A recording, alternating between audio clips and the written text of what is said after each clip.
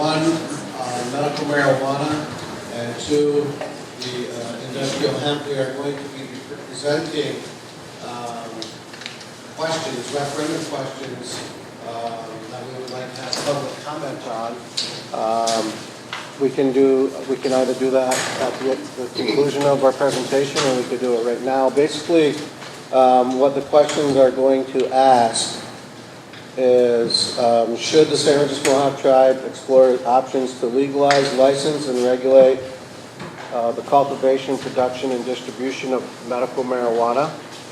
And for the industrial hemp side, it would basically be the same question, and it will read, should the St. Regis Mohawk tribe explore the options to legalize, license, regulate, and regulate the cultivation, production, and distribution of industrial hemp?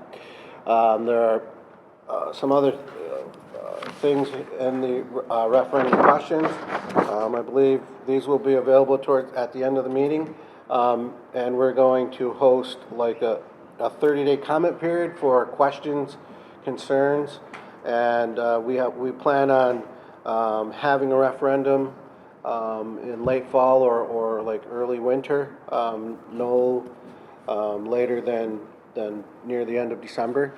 We plan on having extensive meetings on this because there are a lot of issues concerned that come with the distribution and the cultivation of medical marijuana and industrial hemp.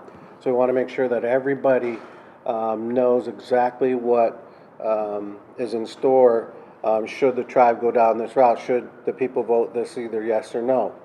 So Chief Thompson would like to say a few words. He's been spearheading this action almost from the time that he got on council. We did attend a couple of presentations at NFOA on medical marijuana, and there seems to be, like if you're in Colorado or Washington, it's great. But anywhere else in the country, it's not an industry, where you think you're going to get into it and make millions. You might make hundreds in the beginning, but and some of the presenters that we're going to have here today are going to hopefully open your eyes. We had a very sobering conversation yesterday, and we had agreed to bring some of the presenters here as part of the information process that we're going to do. We're going to have presenters from the community who are interested in getting into medical marijuana and or industrial hemp in the future. So we're not closing you out at this meeting. This is more of an informational meeting to bring along the information that we have gathered. So Chief Thompson? Is this what I use? No, you can use that one. You're just going to keep that close. I'll grab it like this. So the issue of medical marijuana and the legalization thereof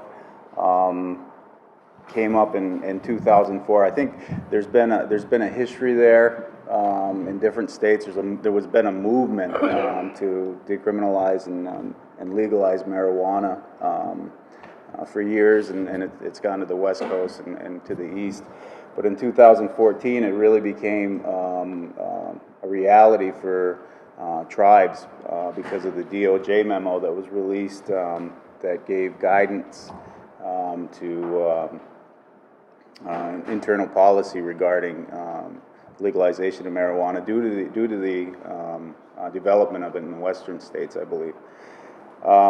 And there was a furor. There was a really large response in Indian country to these memos. There were people that interpreted them pretty much willy-nilly at first. There were it was carte blanche interpretations, and basically the interpretation that we could pretty much do what we want. It was decriminalized. It wasn't going to be regulated. These were lay opinions. It was basically from the ground up. As we became educated on it, it became clear that there was a lot of gray area. There were some very bright lines as to what could and couldn't be done in some areas. I think that while I was running, it reached a momentum where Indian organizations were becoming more educated on this, and that was one of the issues that I ran on, was exploring this as a potential revenue stream for the tribe. I think that where we are now, from introducing it at the tribal council table, we've come a long way. We've had, I think, at the council table, some of the reactions that we have all had, knee-jerk reactions. Either they say yes or no. But we've educated ourselves by attending conferences on this issue and having legal memorandums drafted for us on this issue to better understand it, because it's a very dynamic area. There's different facets. There's legal facets, there's financial facets, there's economic facets. It's a really interesting field. But our intent and where we are today is to present questions to the community objectively, to weigh the risks, to weigh the rewards, and to present this question, put it to the community, and allow the community to decide this. On the issue of the questions, the questions will be released today, but we'll have a 30-day period for comment only. We have not adopted the question as being the official question that will be asked as of yet. There'll be a 30-day comment period to be received from the community on this, which we will look forward to hear. I think we would like to engage in a discussion on these issues to better educate everybody on the issues, on all of the pros and cons. So I'm happy to say where we are today. The question will be put to the community in the winter, late fall, early winter, and we will decide. There's two issues. There's the medical marijuana and the industrial hemp. Both have pros and cons, I guess, attached to them. One more than the other. But I think that the aim of the presentations today is to give an objective backdrop to what we're dealing with here, and give good information for the community to take, digest, and think about. So with that, I'll hand it back over to the chair. So first up, we are going to hear from Lael. Joe. Okay. Actually, we're going to hear from Joe Stevens. He's from Ethane Industries, and he's been in the medical marijuana business for about 10 years. We spoke with him yesterday. He has experience in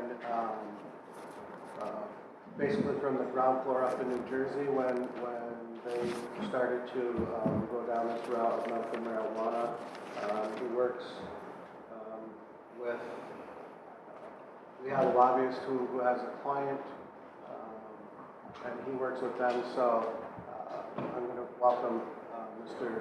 Stevens to the floor.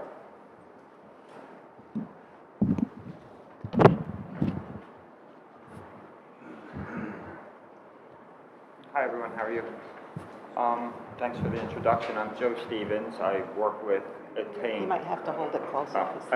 I'm Joe Stevens. I work with Attain Health in New York. I was the first licensed dispensary cultivation facility in New Jersey. I since exited New Jersey. Now I'm working with the Peckham family in New York. Right now I'm going to give a quick PowerPoint presentation on the marijuana program in New York. I just want to hold this up.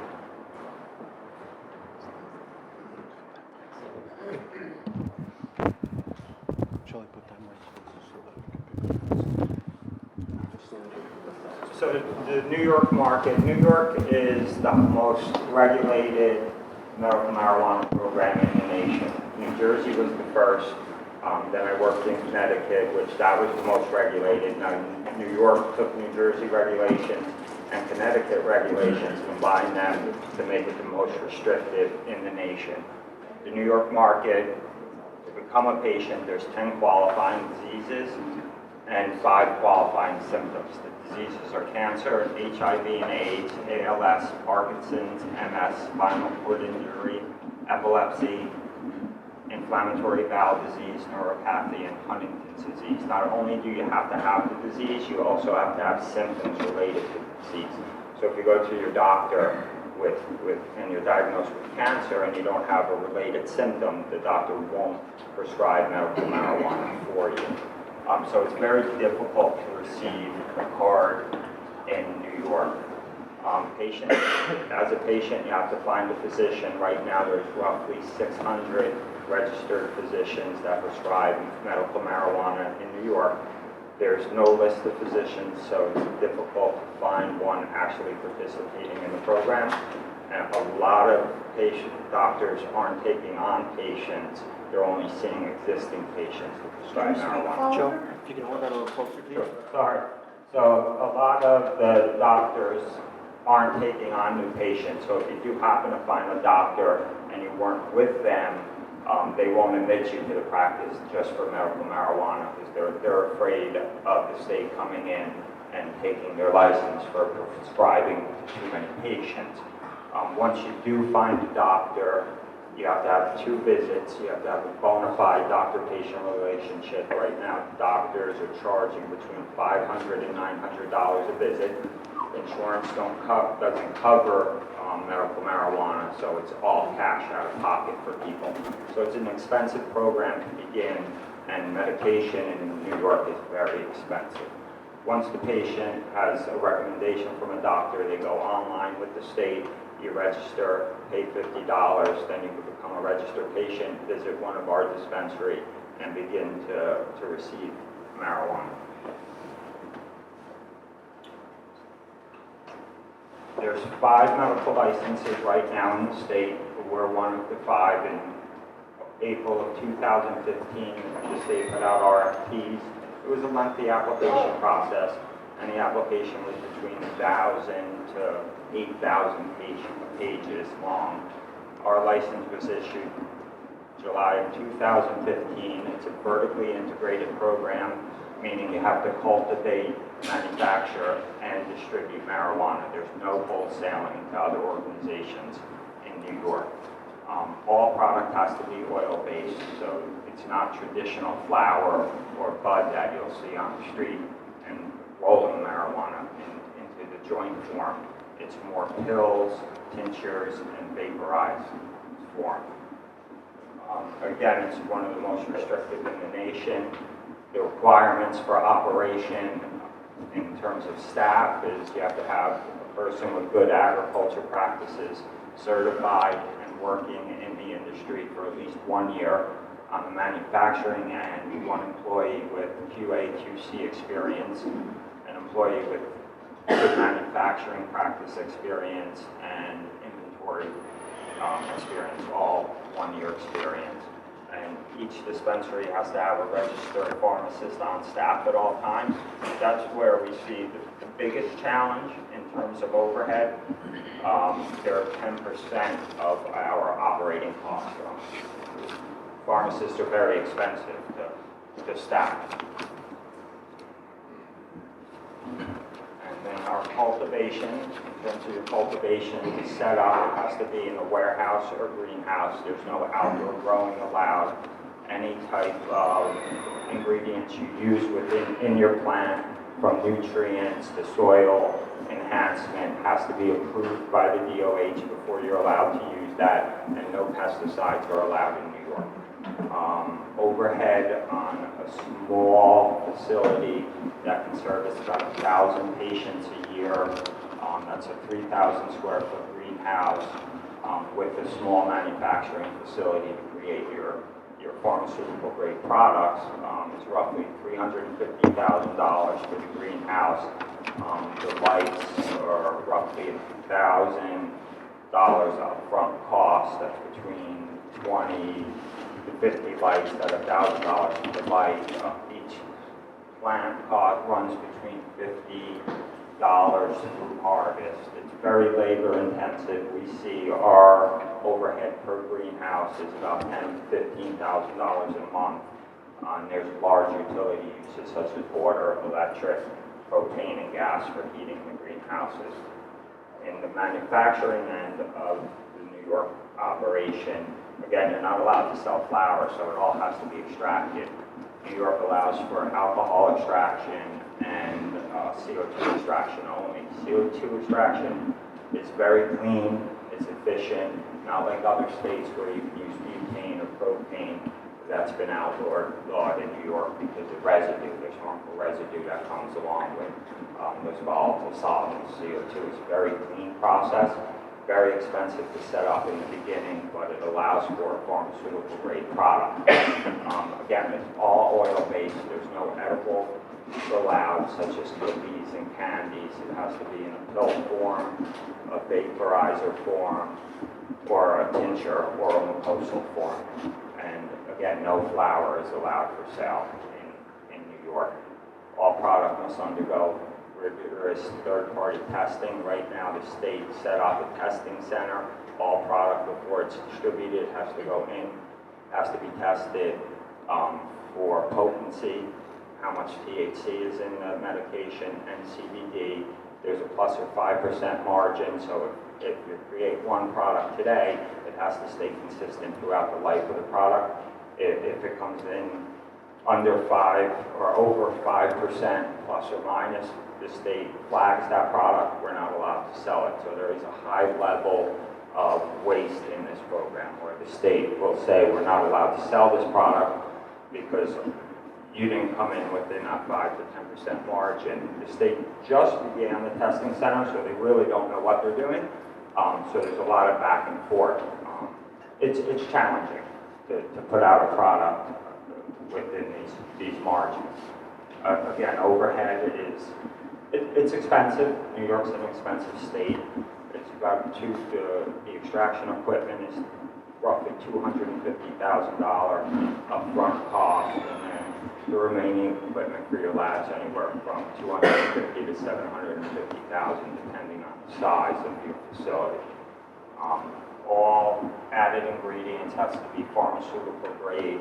If there's any additives you're going to use in your product, such as MCT, propylene glycol, glycerin, things of that nature, it all has to be pharmaceutical grade. Security is very intense, very restricted. There's 24-hour security monitoring of all our facilities, video cameras throughout. You have to store 90 days of footage. The state has 24-hour-a-day access to the footage. They're basically always watching. You're required to have internet and cellular service at each site. Also, 2 security companies has to monitor your security equipment. So traditionally, you only use one. The state wants 2. Seed to sale tracking from plum to sale, so everything that you're growing has to be tracked, audited once a week through the full process, so from seed to sale. Transportation to our dispensaries, the state spells it out. You have to have a vehicle, 2 people in that vehicle at all times, secure transportation in a secure lockbox, the product being sent to your dispensaries, and you have to give the state 48-hour notice before any type of delivery can occur, and 1 person has to stay in the vehicle at all times. So again, that's a little restrictive in terms of inventory management, trying to figure out how much product's needed for a week. It's difficult because the state, like I said, requires 48 hours notice before any type of transport can go through. And then just a quick overview is the program's very challenging. It's a high startup cost, anywhere from $3 million to $5 million for a small facility, and again, to service about 1,000 patients a month. High cost of operations, it's highly regulated, and it's a very limited market. Right now, there's roughly 6,000 patients in the state of 20 million. Of that 6,000, there's 3,000 patients that are participating. We see about a 50% loss of our patient base on a monthly basis. this because of the high cost of medication. Traditionally, in the black market, a product will be anywhere from $50 to $100. In New York, we're selling product at the dispensary from anywhere from $180 to $240. So we lose a lot of patients to the black market, and also about 10% of our patients from death from their condition, and then another 5% due to the fact that patients feel the medication isn't doing anything for them. So very limited marketing. Some other challenges we see is banking. Banks come in, you try to do banking, they shut down your accounts. Any vendors you're working with for supply, grow supplies, ingredient supplies to manufacture your product, even servicing on your equipment. Once they find out you're in the medical marijuana industry, they shut down your accounts. So that's another challenge within this organization. Just like I said, a quick overview. If anyone has any questions, I'll be glad to answer them. Really? Scotty and then Russell, or Russell and then Scotty and then Elma? How many jobs did all that make? Right now, we have about 30 employees at our facility. 15 are part-time, trimmers during harvest time, and then another 15 full-time.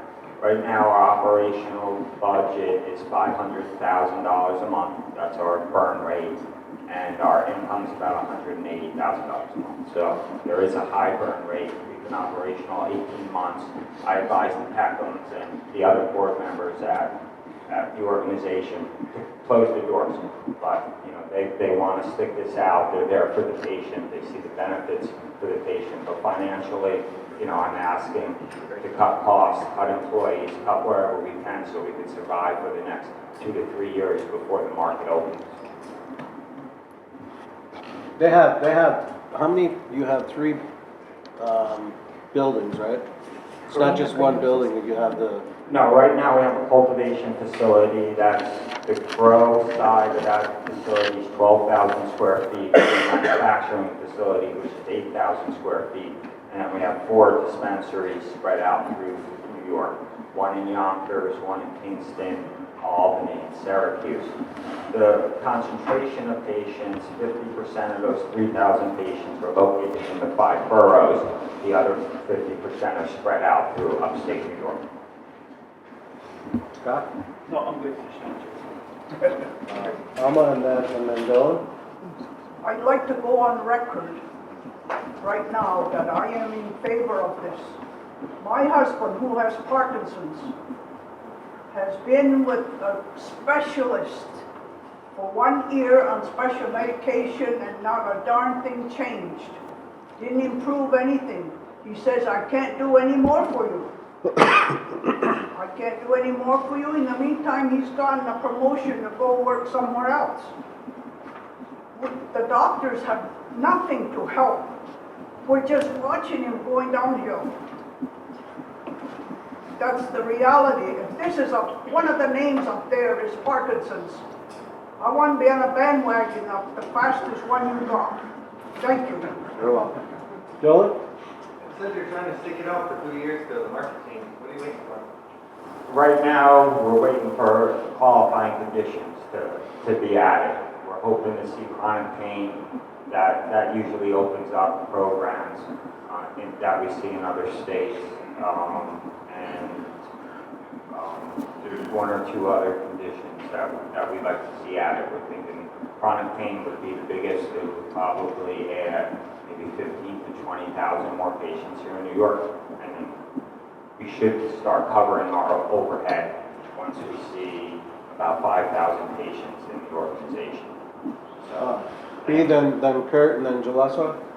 Dylan, did you have another question? Okay. If Akwesasne decides to do a vote and they do decide to produce this manufacturing plant itself, would this be considered direct competition with you, or is this something that you are looking at like a possibility of a partnership? We haven't discussed that. I'm not looking at it as direct competition. There are 4 other organizations here in New York. We don't consider ourselves competition. We just want to see the program work as a whole. let everyone survive until the program can open up and be more open to other conditions and other people. I don't see it as a competition. I'm here to help. You know, if the community decides to legalize, you know, I don't know how it's actually going to work, but if you follow the New York State program, I'm here. I'll come up and help you guys. I don't consider anything, you know, competition. I started in New Jersey. I helped all other 6 organizations become operational.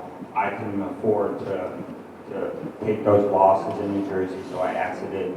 The Peckhams came to me, asked me to become part of their organization. I advised them not to do that. They didn't take my advice. Now we're burning $500,000 a month. So again, I'm here to help. Anything I can do for you guys, just ask me. The only reason why is because it's like, I see the slides and it just shows that it's very investing, it's very challenging, high cost, highly regulated, it's too much work. I'm not seeing the positive of it. Well, I think more of the positive has to do with the actual patient themselves. That's where the positive is. You know, and like Joe was saying, it's very labor intensive, very cost. Huh? It's very labor intensive, cost, actually almost cost prohibitive. They were saying they have a $500,000 a month expense, and they're bringing in $180,000. So if you do the math, you're losing money. But their commitment to the patients is what keeps them going, and that hopefully that New York State is going to lift some of the restrictions. And right now, we don't see, at least for a couple of years, of that happening. When we spoke yesterday, Joe said that there were a couple of businesses that are in danger of folding because the program is just, you know, it's very restrictive and prohibitive. So, you know, if you're thinking about this, there are a lot of things to think of. Kurt? Indian Health Service, are they approved for this? Do you know anything about them? I do not know anything They are about not, Kurt. No. Are They're you- federal. Are you licensed doctor? No, I'm not a licensed doctor. My background is I was funeral director for 12 years. Then I was doing medical imaging. The opportunity came for me in New Jersey to do this. I wanted to see what benefits were there for the patient. We were a nonprofit in New Jersey, so we were able to service that community. I saw the benefits. That's really what my passion was. Like I said, it was an opportunity that came to me, so I wanted to do that. And then I went into other states. But as everyone was saying, it is patient-focused. We had a patient that had a 12-year-old patient and hadn't spoken for 12 years, severe seizures. Within a week of taking our CBD product, she started speaking. It was amazing. We don't see those results often, but when you do see it, it's great. It really is. So when you get a pill, you know, what is it, that THC? Correct. It's THC and CBD, so you either have THC, which gives you the euphoric effect, that feeling of a high, or CBD. CBD is more anti-inflammatory, and you don't receive that high. And each product has to be 10 milligrams, not be any more than 10 milligrams. Jalissa? So pills, a vaporizer, so you can smoke it, or a tincture under the tongue. Hold So on, when Kurt, Jalissa's next, and then you can ask a question. So my question was, clearly it seems as though you're losing a lot of money at this time. And to be a profitable venture, in your opinion, what would have to change? You said the access, the qualifying conditions for patients. What are the other 1 or 2 pieces of the New York State program that have to change before it's commercially viable and profitable endeavor? Well, the big thing is access. You know, the more patients you see, the more revenue you're going to create, of course. The other thing is just the restrictive nature of the program. Security runs us, you know, it's a third of our operating budget. It's overdone, it's very restrictive, and they put in these security measures that don't make sense, such as 2 security companies monitoring your system. The transportation alone itself is very cost prohibitive. You need 2 employees in a vehicle at all times.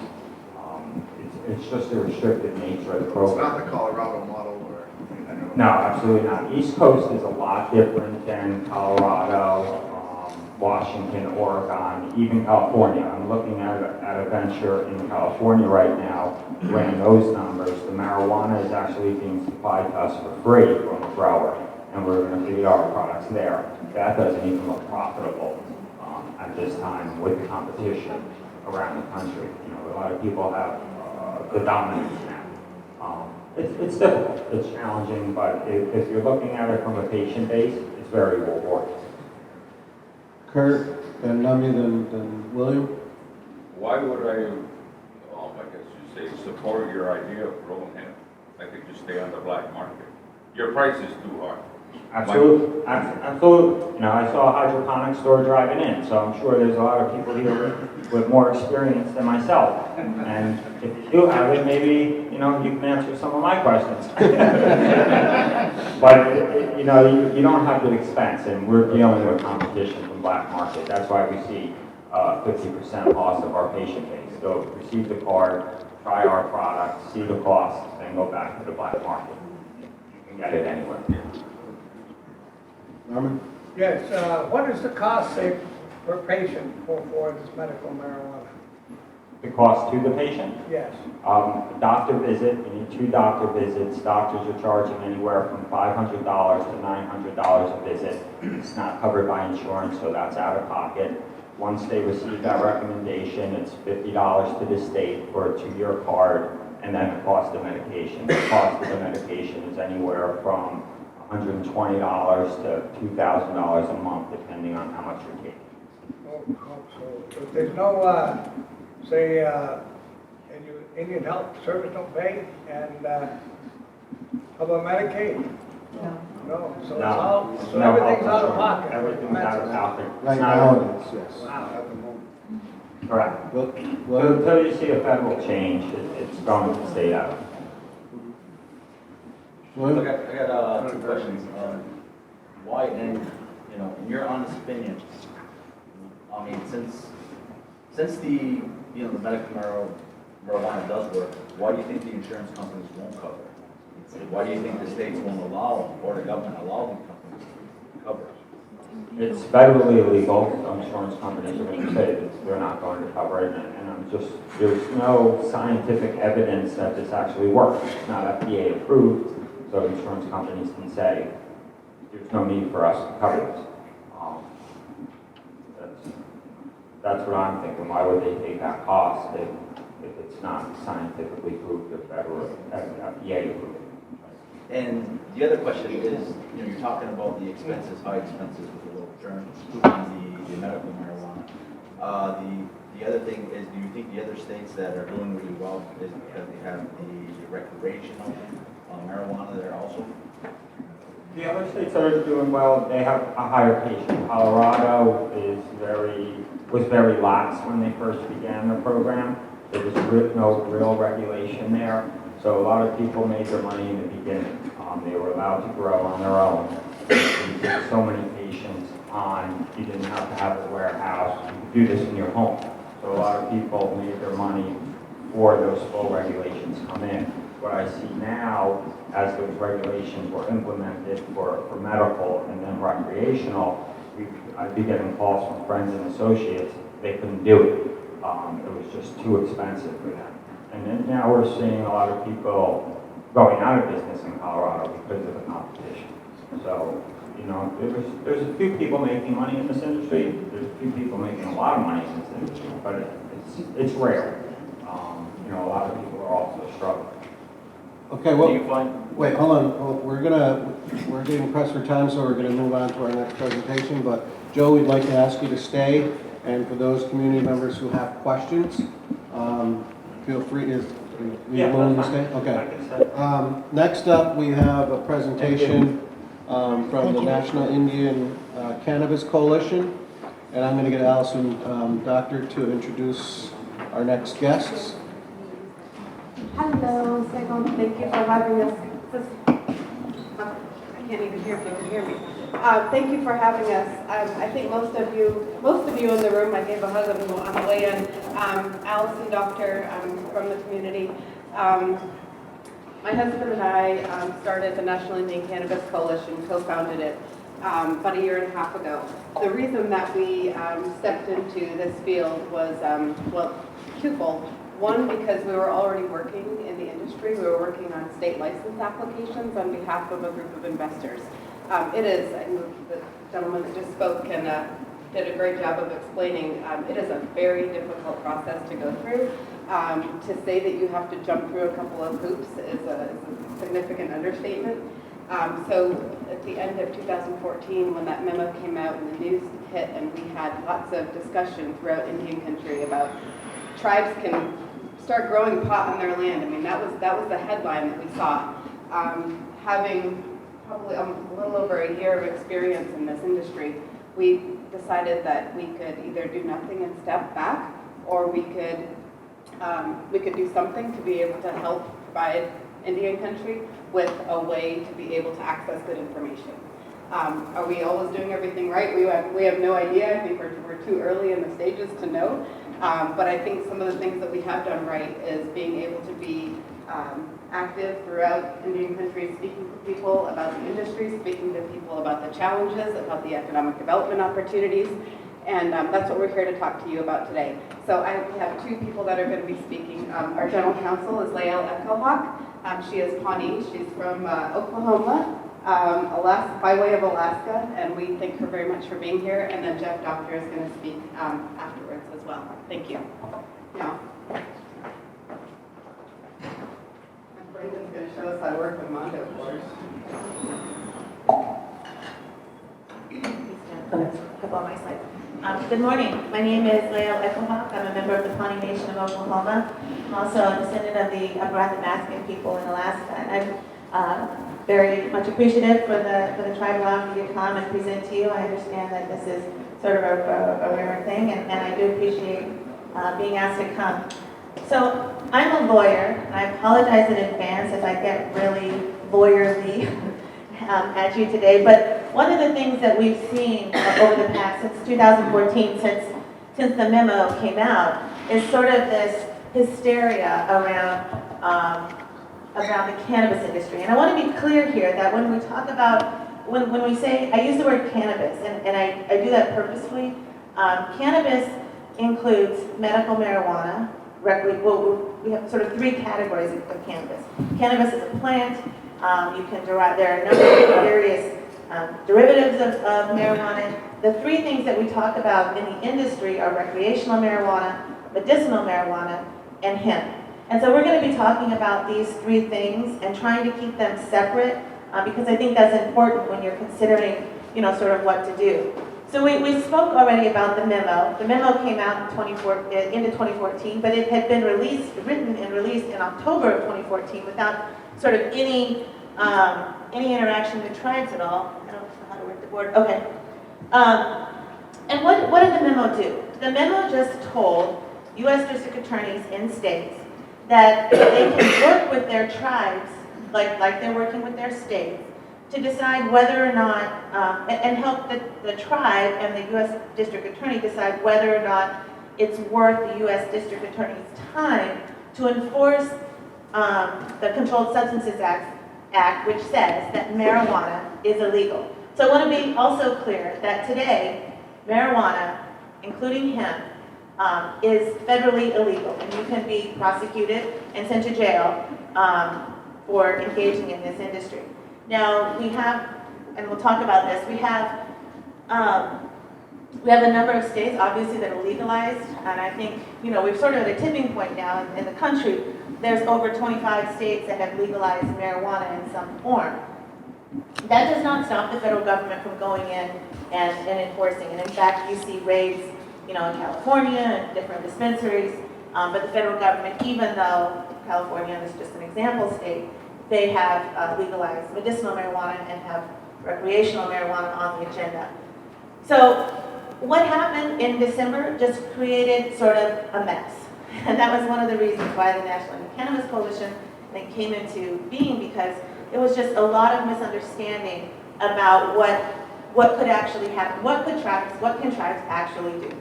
So what tribes can actually do is create, if you're in a state, and we'll talk about this in a little more detail, if you're in a state that has some form of legalized marijuana, then likely, you as a tribe should be able to legalize marijuana, cannabis, within your reservation and develop a robust regulatory regime, which means you have to do similar to what New York State has done. Develop your own independent regulatory rules, regulations. You can use the states, you can do your own, but it has to be deemed by the federal government to be a robust regulatory regime. You have to have tracking from seed to sale. You have to have surveillance. You have to have all the things that the gentleman just spoke about. You have to do that as a tribe if you're going to legalize within your tribal lands. These are the states that have permit medical use of marijuana. Interesting, Montana has had it for a long time, and now they've taken it off as legal in marijuana medicinal, but they have a referendum to do recreational. And we have the states that have legalized the recreational use of medicinal marijuana. And this is important because these two states, particularly, and Oregon, Washington, Colorado, and Oregon, is where you see tribes beginning to legalize and actually engage in the industry in a successful way, which is new. So these are the states with legalized marijuana in some form, and all the green is where tribal lands are located. The bright green is where you have legalized medicinal and recreational. The dark green is where you only have medicinal, and pink is where there's no tribal lands. So I'm going to move past some of this stuff. So one of the reasons why it's interesting for tribal governments to think about legalizing marijuana is because you see states supplementing their budgets significantly by the taxes that they charge on marijuana. So on cannabis. So Colorado last year made $699 million in total sales. They got $76 million in 2014 in taxes and $135 million in taxes in 2015. Washington State taxes last year were $70 million.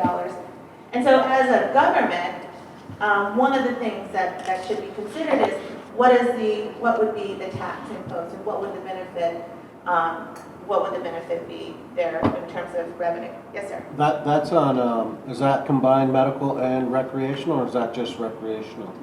In Washington State, there's no tax on medicinal, so that's just on recreational, and likewise with Colorado.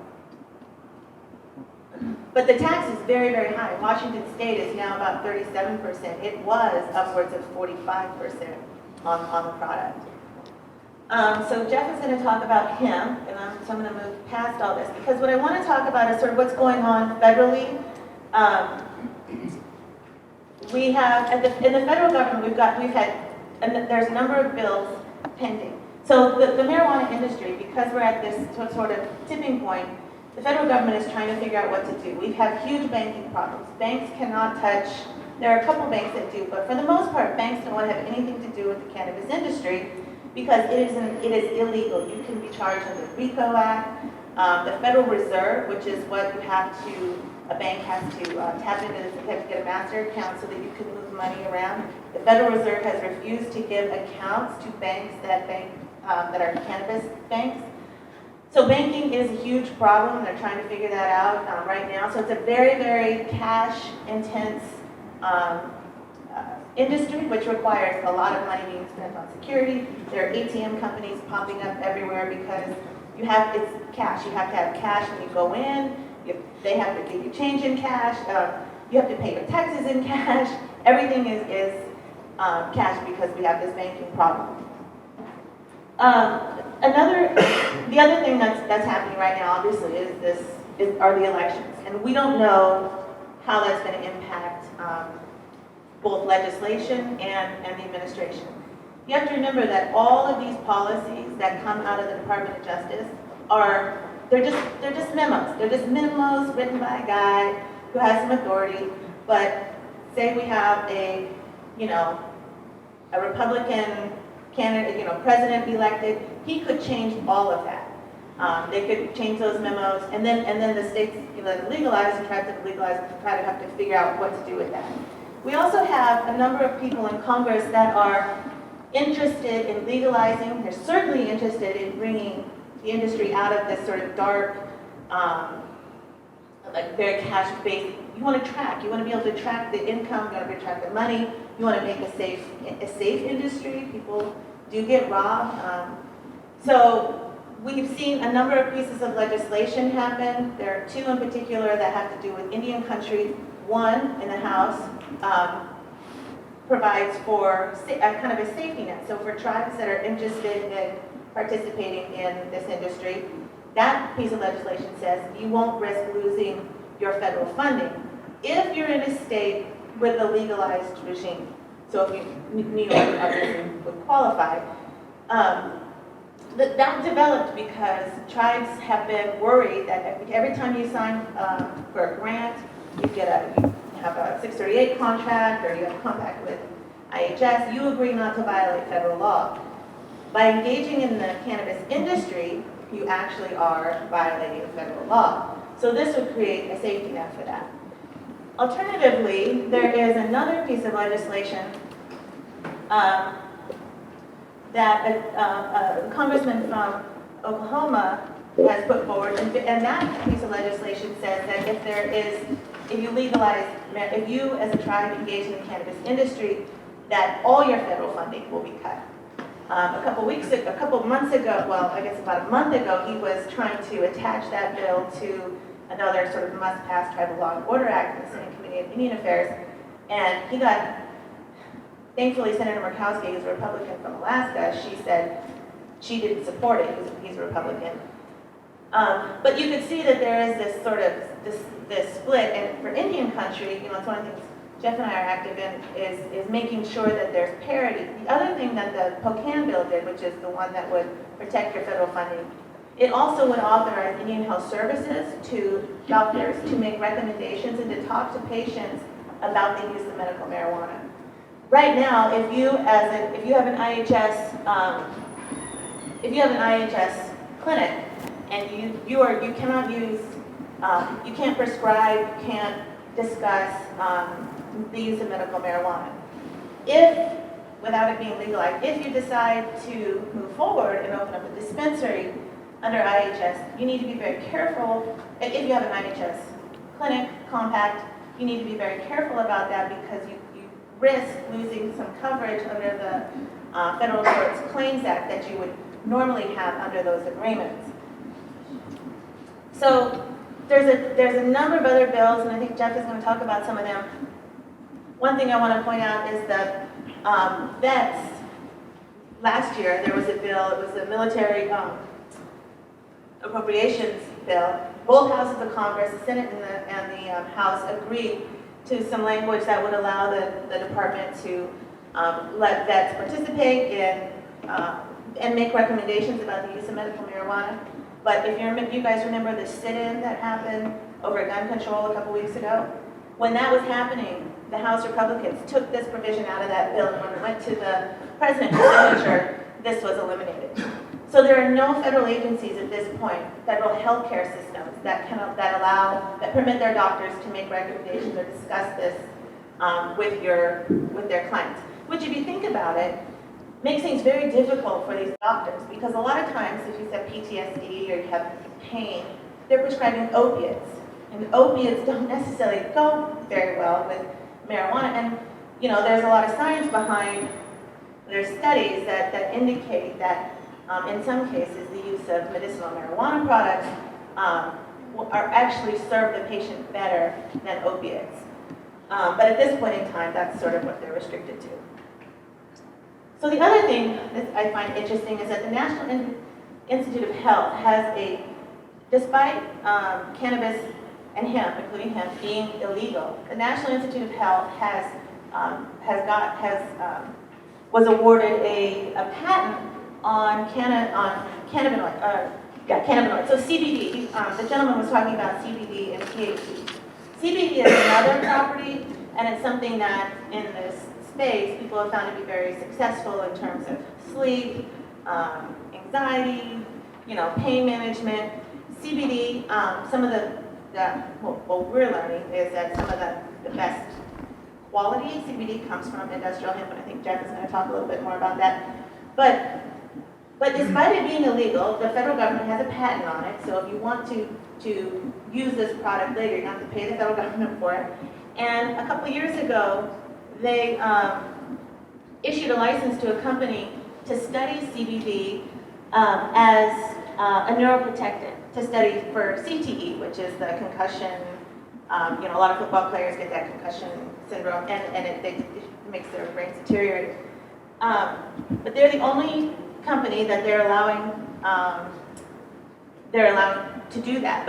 But you can see there's this shift happening where people are beginning to understand that there's some science behind this, and the federal government is making some money off of that. So right now in Congress, earlier this year,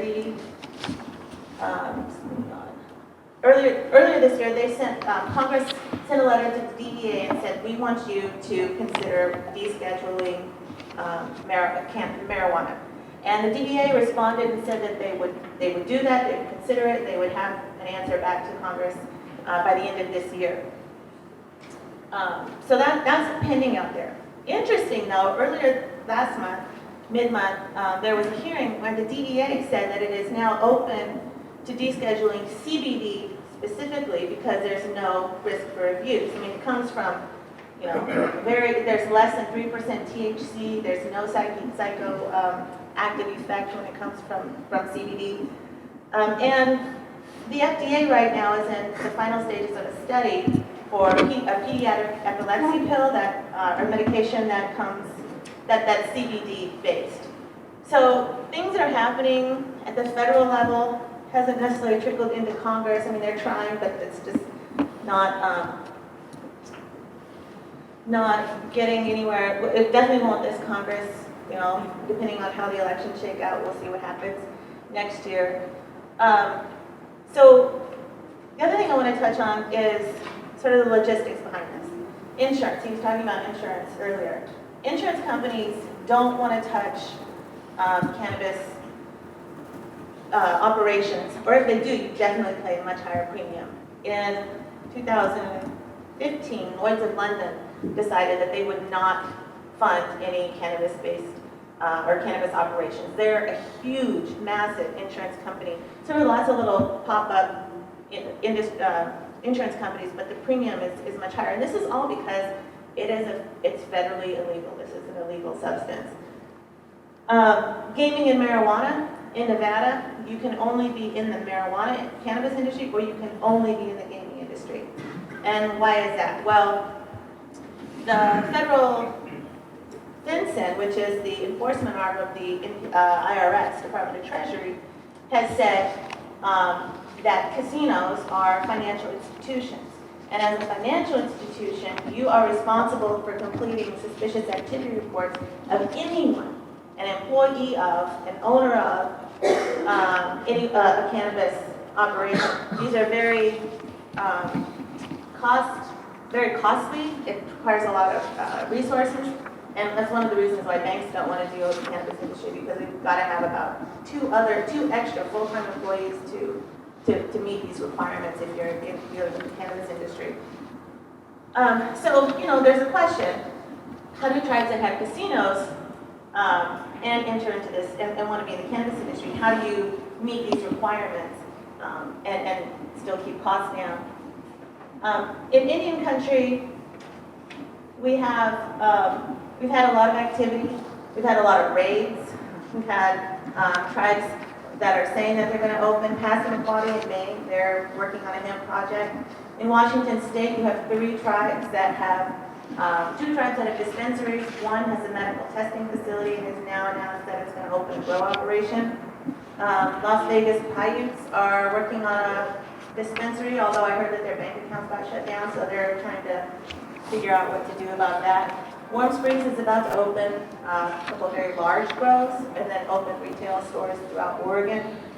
And then you've got Flandreau Santee Sioux, who wanted to open a hot resort in South Dakota, which I don't know if it turned out not to be the greatest idea. They ended up having to burn their own plants, and 2 days ago, their consultants, non-native consultants from Colorado, were indicted and charged with criminal activity, more than 10 pounds. Somebody's going to jail.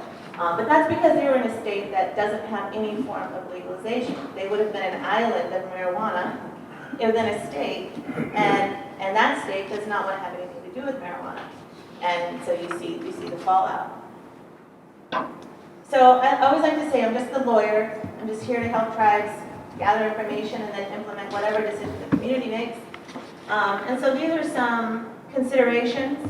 The federal program, one of the things that sort of really slowed down development is tribes being concerned that if they engage in the industry, that they're putting their federal funding at risk.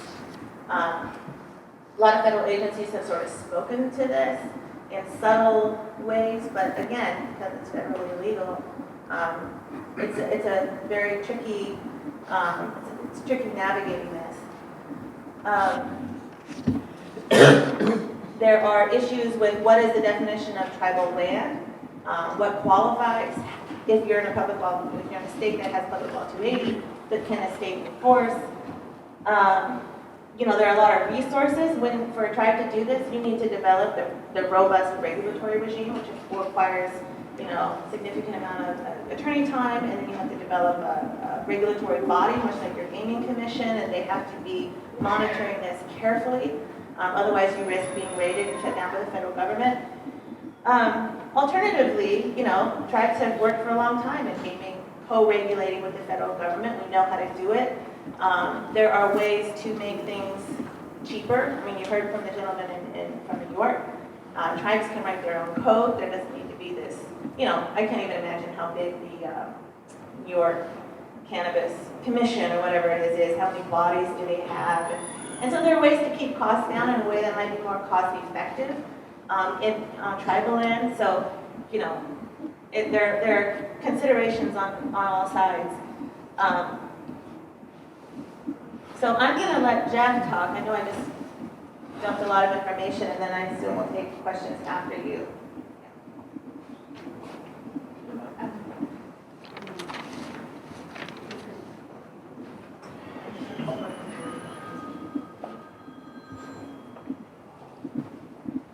Thank you. Good morning, everyone. Again, my name is Jeff Doctor. I'm now the current Executive Director of the National Indian Cannabis Coalition. I want to thank you for allowing us to be able to speak to you this morning. Bring you this information, what's happening in Indian country and what's happening in the cannabis industry around the country.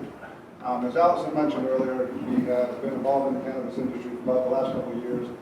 This all came about as our idea of how can we be a voice for Indian country? How can we help Indian country? How can we help educate tribes? How can we be proactive about this industry? As we try and learn from history and what we've done over the years as tribes and tribal communities is maybe learn from our mistakes. And we really felt that we needed to give a voice to Indian country in Washington, D.C., with Congress and the Senate, and on the executive level, along with the presidential office, to be able to say, hey, tribes are here, we're economic development operators, we know how to regulate ourselves, we know how to do these kind of things, so we just want to make sure it's important that we can give support to tribes and tribal communities, tribal leaders around the nation to be able to make informed, proper decisions about the cannabis industry. Let me make sure I'm going the right way here. So as Lael had mentioned, these are just kind of an overview of where marijuana is now legal in over 25 states. There's 6 more states that are going on the ballot, either for medicinal and or recreational in November. So potentially by the end of November, we'll have 30 states in the United States that have some form of cannabis operations in this country. Lael had this map as well, and is, just a little more overview. So when we talk about the elections coming up, and it's just very important for Indian country to understand, who's on our side and who's not. We're not here to make anyone choose on either side, but we just want to let people know that our presidential nominees stand on this issue and where they stand on it for Indian country.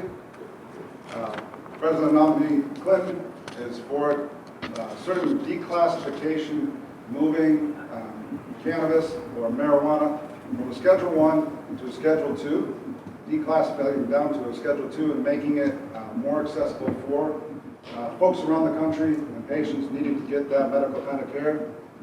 The Republican nominee on the other side of this is for it on some level, but not completely beneficial for tribes, as some of the history you folks may know about his stance with the tribal communities. I'll leave it at that. So what do we do? And what are we working on a daily basis for Indian country when we say we want to be the voice for Indian country and helping along with this industry? So I live and work in Washington, D.C. I'm based there now. I work alongside with Lael. Allyson is also with us at certain times, and she's not here helping you folks, or she's not here out in Colorado helping with our daughter. So I work hand in hand directly on Capitol Hill with congressional offices that work on the different CARES Acts, the veterans bills that have been introduced, different congressional offices that are trying to introduce legislation and policy into get those bills introduced under the floor of the House or the Senate, and to be able to make sure that we have those relationships moving forward for Indian countries. They say, hey, make sure that we have inclusion. And that's what I mean when we're trying to be proactive. We want to make sure that Indian country or tribes, tribal communities are designated in those bills, because no one is advocating on behalf of them. So that's why we feel it's important that we come and be able to talk to folks like yourselves and communities and be able to let you know this is why we feel it's important. We want your feedback. We want you to be able to tell us what your concerns are as a tribe and tribal community, to be saying, this might be beneficial to us. This is what, we need help. We need you to help push on this issue, whether it's working with New York State on the state level, local levels. We try and do the gamut of it. But the importance of why we're trying to do it on the federal level is because when this does go federal and it's federally recognized tribes, and back to my point of proactive, we want to make sure that we are at a greater advantage as tribal communities to be able to take this as a true economic development opportunity, whether it's medicinal marijuana, whether it's recreational marijuana, or industrial hemp, and be on the forefront and potentially be a leader for this industry. And we can do that for economic development. So we work on different bills daily. We've helped to introduce a bill with a couple of members of Congress last fall on behalf of our efforts, and that bill is mostly for industrial hemp.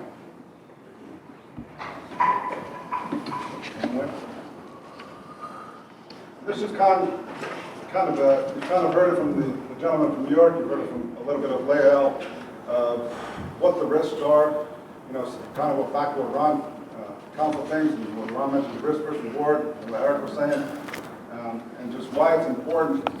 And everything ties back to what we're doing with this legislation and policy and trying to advocate it, because as tribes and tribal communities are federally recognized, all of our funding and our town hall is truly Washington, D.C. So all the federal funding that concerns healthcare, education, policing, schools, whatever it comes from, whether through the Department of Interior, Bureau of Indian Affairs, all the regulatory agencies that are based in D.C., where we have to go voice our opinions and get our funding from, we have to be able to protect all your tribal interest to be able to do this business properly. We don't want to see any tribe fail. It just doesn't help any of us as tribal members and tribal community folks and tribal leaders to be able to go backwards on it. This is why it's important what we believe in, what we're trying to do on our mission. Maybe I'll get this thing right before I finish. So here's some of the current marijuana legislation that has been introduced over the last year. There's been a lot of different bills that have gone on, a lot of different folks, like I said, that we're working with, that, whether it's banking, and banking is definitely a big issue. And I'll get to that momentarily. These are some of the federal tribal draft legislation that we have helped try to introduce in Congress on a daily basis. These are some of our positions with to some of the bills that have been introduced and then to some that are trying to go backwards. As Lael mentioned, whether it's the Veterans Bill, we have the senator from Oklahoma that is trying to take that away, the opportunity for what the Department of Justice memo came out in 2014 and stated. We're working to fight against that. And some of the other information that's come out in the last year concerning, I heard some of the questions earlier coming out to Medicare and insurance and who's looking to be able to work with this and some of the research that is now being done. There is some Medicare Part D prescription data demonstrates once a medical marijuana law has been implemented, there is significant decrease in prescriptions filled by Medicare Part D enrollees, which marijuana could serve as a clinical alternative. The national overall reductions in Medicare program enrollee spending when states implemented Medicaid marijuana laws were estimated at $165 million per year in 2013. Well, what does that mean for tribes? What does that mean for tribal communities? Well, maybe if you have a tightly regulated cannabis industry here in the community, will that cut down potentially, giving medicine to patients, giving options for patients that need the care, and potentially reducing your overall cost and reliance on the government, whether it's Indian Health Service, I heard someone mention that earlier, and just bringing that down to better maintaining your funds and being able to use those funds and diverge those funds to other opportunities here in the community. Public health impact in states that legalize medicinal use of marijuana. Painkiller prescriptions dropped on an average by 1,800 daily doses filled each year per doctor. And do we want, when you think of medicinal care or cannabis or, what do we want to be able to provide the community, our elders, folks for care of life, what is the true options? What is the true possibility that this medicine can potentially provide? And it's just, as the gentleman said, and Lael said, is the research there? No. There's one university here in the United States, which is the University of Mississippi, that has been contracted by the federal government for the past, I believe, 20 years. And they do medical research on this. They go to a very tightly controlled facility at the University of Mississippi, and they've been doing research on this.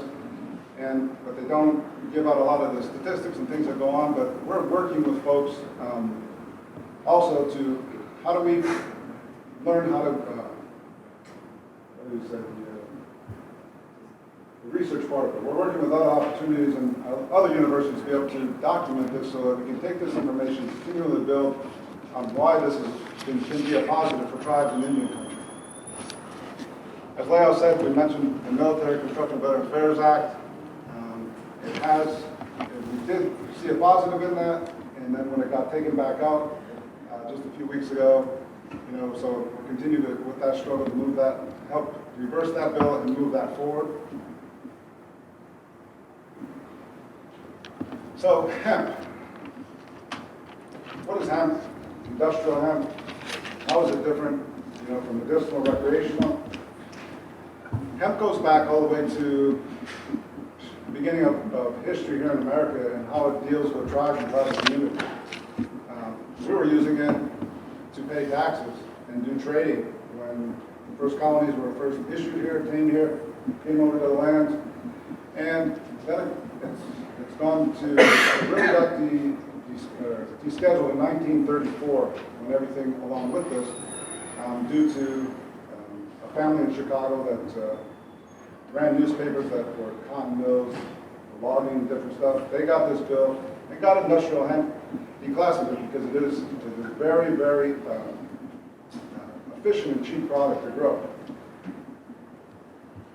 So, as the second point says, we've been working on a farm bill with Congressman Pocan from Wisconsin to be able to introduce this bill on the House floor and the Senate floor, to be able to work through getting that passed for tribes to be able to go after the industrial hemp market. Like I said, what is industrial hemp?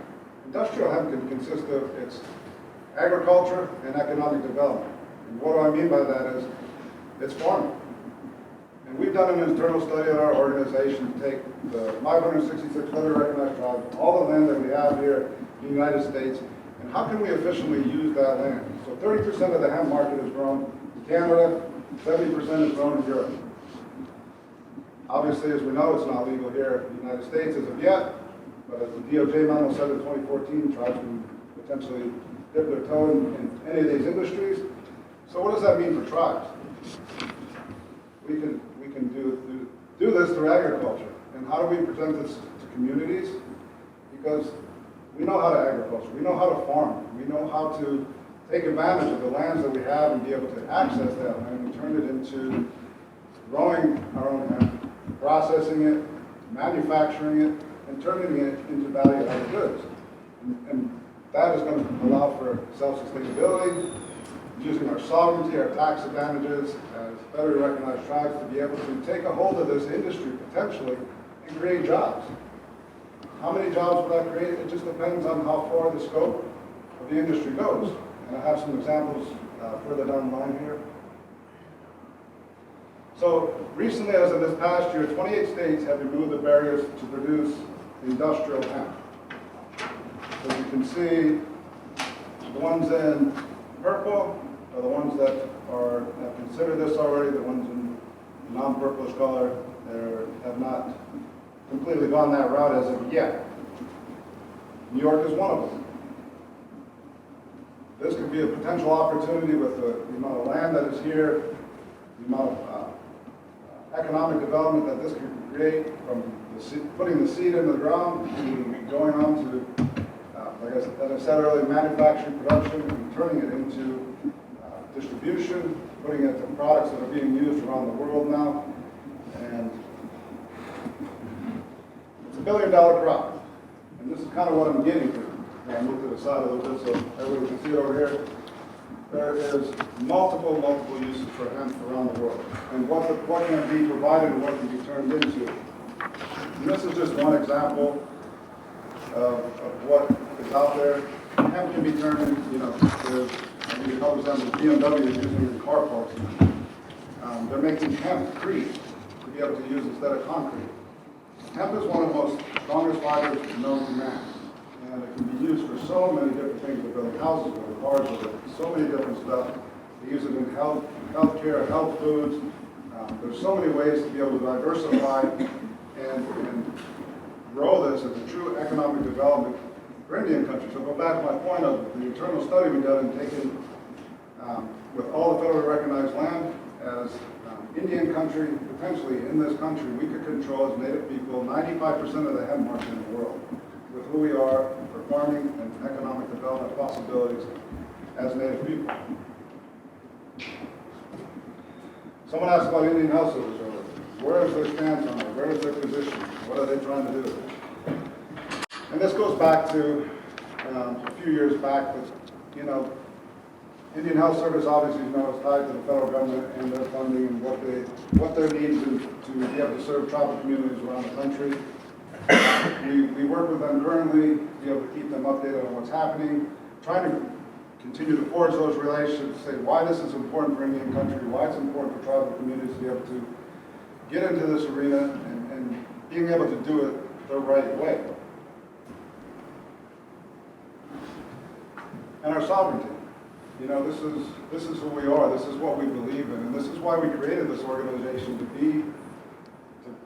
continue to promote our sovereignty and to be able to promote the economic development possibilities and self-sustainability to wean ourselves off those federal government programs and to provide better economic possibilities for community members down the road.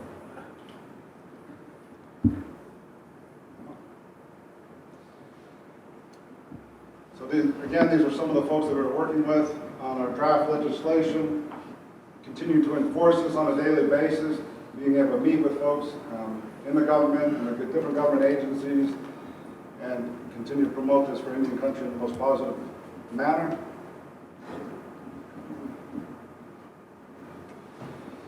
And this is how you can get a hold of us, nicdc.org. We're here to be able to answer and educate, as I said, on any type of these questions, and we will best inform you and keep everyone up to date as much as possible.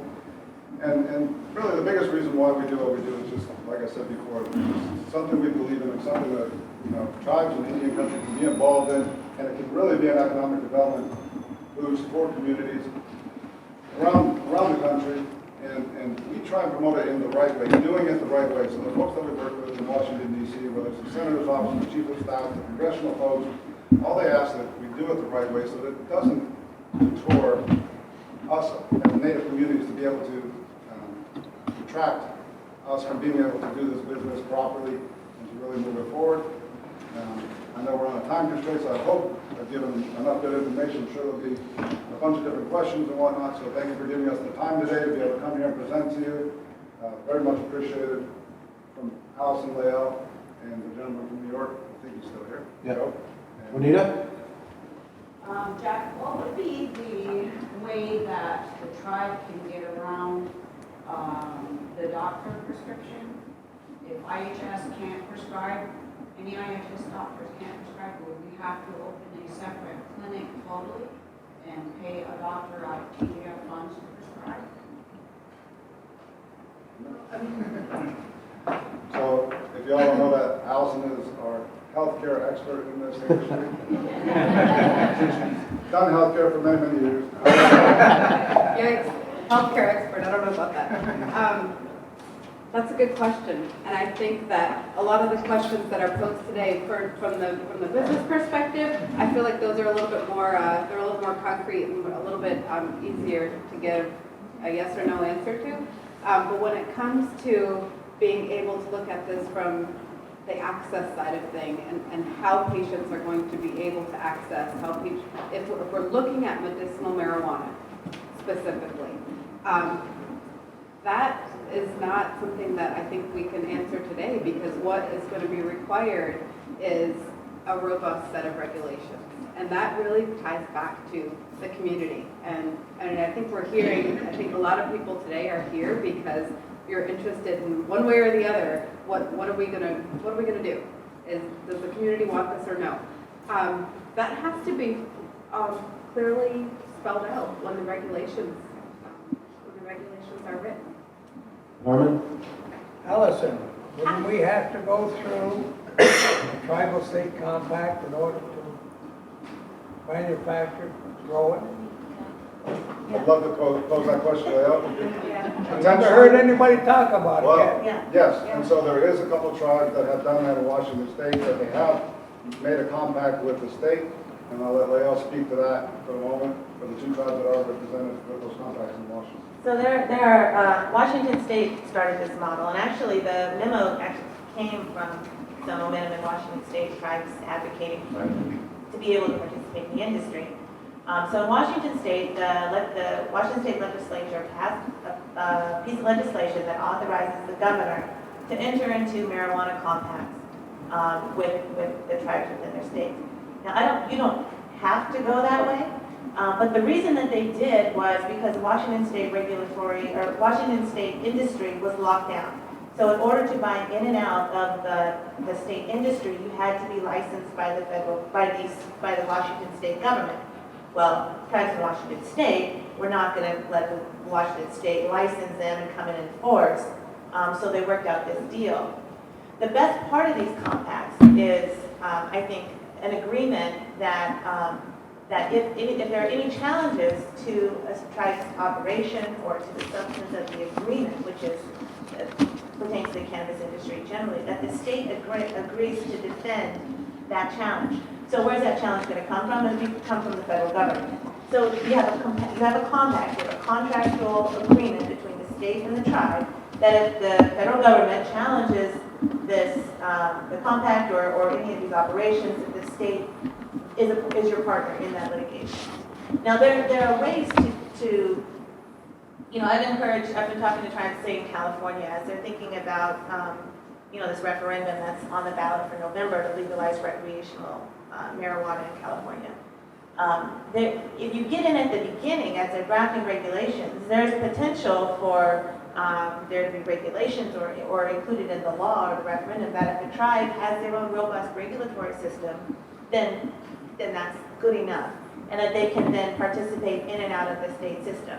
Because, so that's the goal, right? If you're a tribe and you're engaged in this industry, you want to be able to service people off the reservation, you want to be able to buy and sell product. And I know New York is pretty restrictive, so that opportunity might not be available just yet. But when the market opens up, you want to make sure that as a tribe, if this is an industry that you're interested in, that you have access, that you can buy, you can buy flower from the gentleman over there, process it yourself, and sell it to a dispensary. You want to have that full access.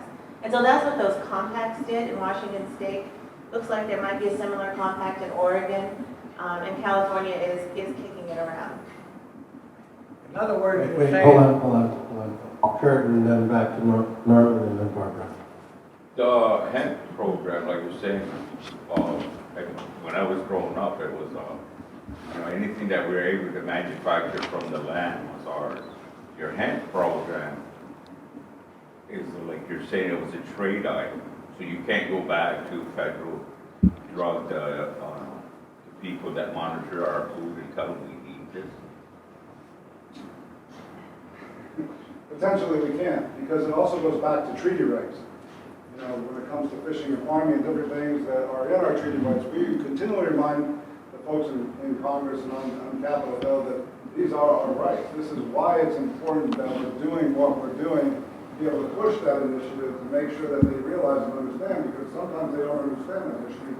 They don't realize when we sit and talk to them and say, hey, this is what needs to be done. This is what we've done for years. This is what is supposed to be ours, and this is why it's important that you need to recognize this and be able to put this in the bills that are being introduced so that Indian country is inclusive with this industry, so that we don't have those questions, but we have to be able to give a clear path so that tribes and tribal communities can do and engage in this industry.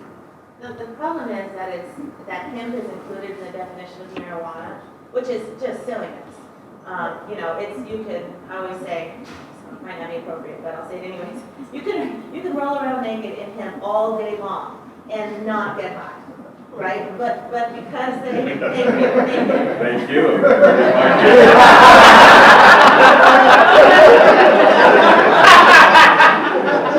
Sorry. Just a word of caution. I tried to behave, I was doing a good job. All you gotta do is open the door and I think we all needed that. So one of the goals and one of the things that we've been working on is pushing these bills, advocating for legislation that removes hemp from the definition of marijuana that is in the Controlled Substances Act. If you do that, then all of this goes away as it comes to hemp, which makes a lot of sense.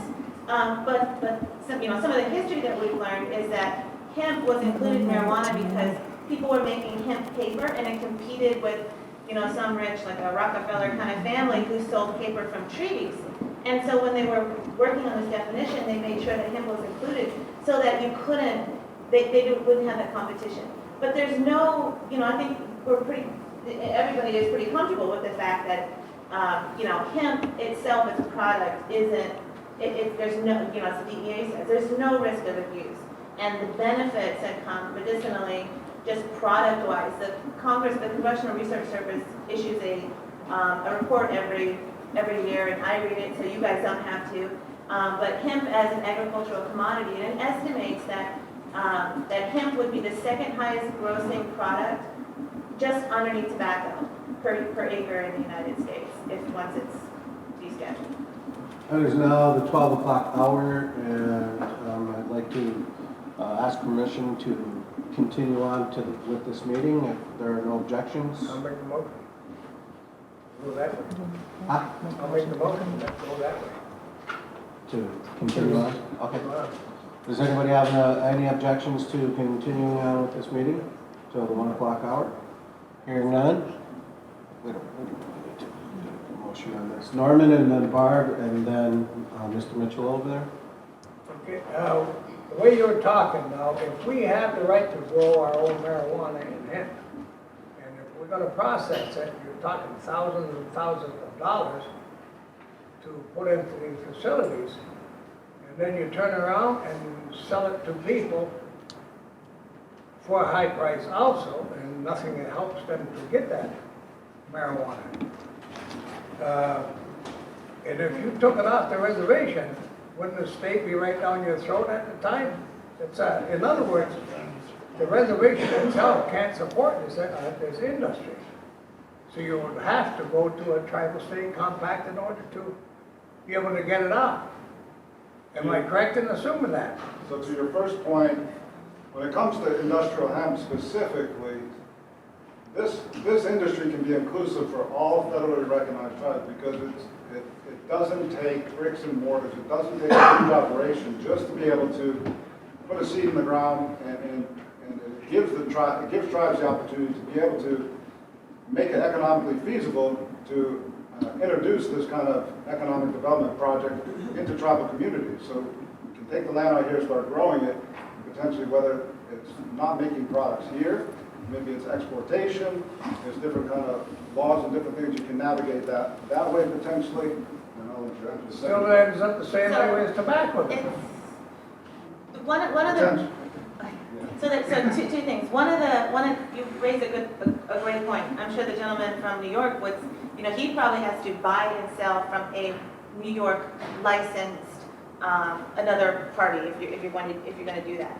So being a tribe, if you're not going to agree, which I would not advise a tribe to do, to agree to be licensed and subject to enforcement by the New York State, then likely you would have to do some sort of agreement or make changes to regulation.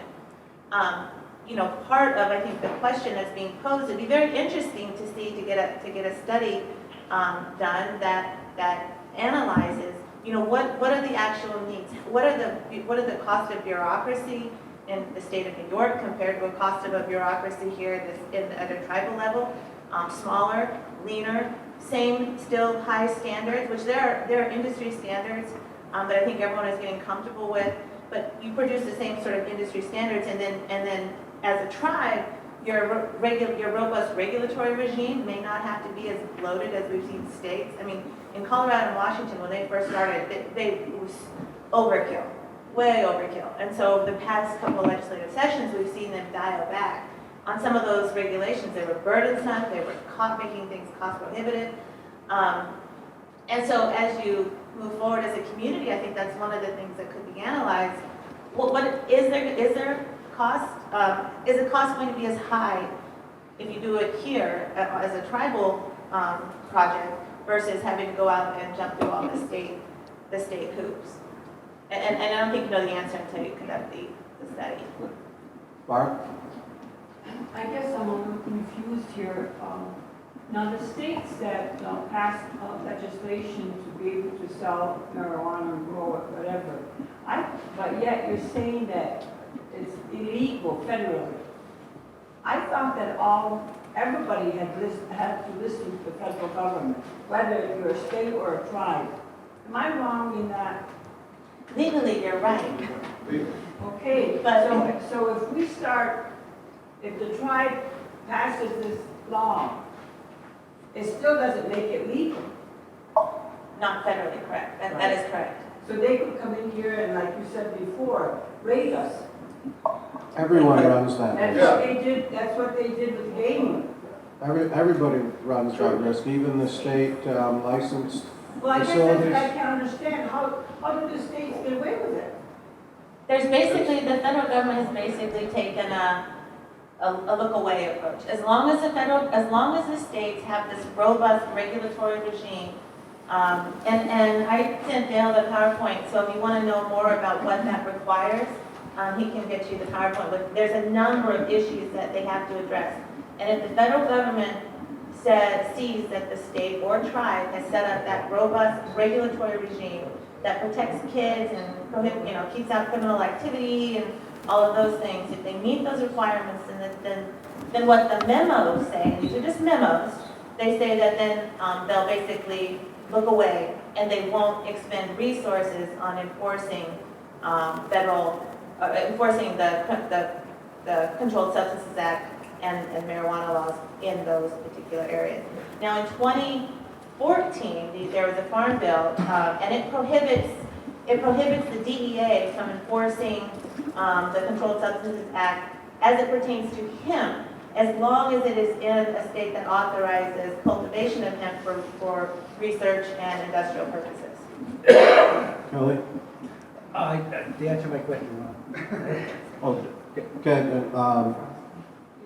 He answered mine too. Kurt, and then Monica. Is there any nations out there producing the pill? Not as of yet. There's only 2 dispensaries that have been opened in Washington State, Oregon, not Oregon yet, and then they're looking to produce a grow operation indoor facility in Washington State. Yeah, well, I guess what I'm getting at too, if there was a nation that was producing a pill, and on the other page, we're trying to make $1 off Paul, I would rather get our people better and mentally equipped to go forward. So if there was a way to channel resources into a nation that makes the pill and then, you know, making us feel better, you know, so instead of this dollar thing, I want to get my kids better. There, you got kids there, like you're saying, with studies and stuff like that. If there was a way to get in touch with the National Indian Congress, is there a group of natives out there sitting together at the table? That's what we do in DC. We advocate on behalf of those issues. So not just the hemp, we do advocate on behalf of the medical part of the industry. We understand that it's important for patient care and to give alternatives and to be able to have that medicine, the access to that medicine for tribal community members. So we continue to work on that as part of these bills to make sure that Indian country is included in those bills and make sure that we have a seat at the table. And that's why we're trying to be proactive with this industry through our organization to be able to continue to remind members of Congress or folks at the state level or the local level why it's important to you know, tribes have come so far over the years, you know, as you all know. And so we need to continue that fight, and that's what we do on a daily basis as well, to make sure that we get also that tribal community members get access to that medicine at some point. Are you talking to Wait, the United Nations? Monica, then William, Amber, then back to you, Kurt. I just wanted to make a point when Norman brought it up when he talked about doing the compact with the governor. It's just like the gaming compact, correct? You know, with the gaming compact that we have in New York State is we follow these regulations which gave us the ability to have the casino here. So if we went the same process with this marijuana, it would be the governor would have to be willing to agree to do the compact. That's the glitch there. It is the glitch at the moment, but that's also, on the backside of that, is why we're trying to be proactive about this. So when it does go, we feel as an organization that potentially by 2020, this industry will be federally regulated, and because we are federally recognized tribes, if we're being proactive now to make sure that we are included in all those bills and all this piece of legislation to make sure that maybe we don't have to go down that road in a few years, but if you're doing your research and getting yourself set up and doing it as a tribal nation, setting your own regulatory board and looking at what is the potential down the road as they're looking to do, commission the study, that when it goes federal, we're not beholden potentially to those state compacts as federally recognized tribes. The other difference with that is that when the compacts were first entered into, there was no gaming in New York, and so tribes wanted exclusivity. The compact today, if you were to do that and go to the governor and say, hey, we want to enter this compact to you, that's equitable, right? We're like any other citizen or any other business in New York, and you should respect our tribal sovereignty. You should respect what we're trying to do as a nation. So there's a little bit, it's a little bit different because you're just asking for this. You're asking him to respect your sovereignty and allow you the same opportunity as everybody else in the state. The only thing I'm sorry is with this tribe, we have the worst gaming contract. So if they go for any other kind of compact, they better be a lot smarter. William? That's it. What, well, since the hemp, since it's, it's basically like corn and soybeans and stuff like that, same effects, why would they put that as a Schedule 1 drug? Why did they do that to it? And the other thing is, if they do take it off the list to where it's no longer Schedule 1, then it's, it's basically like having soy and corn, so why would we need a compact to grow hemp with the state? If it's basically because the state doesn't have every farmer in the state that grows corn and sells their soy and stuff like that under compacts and stuff like that. So why would we need this? So the first part of it goes back to history of 1934 when this family from Chicago wanted to be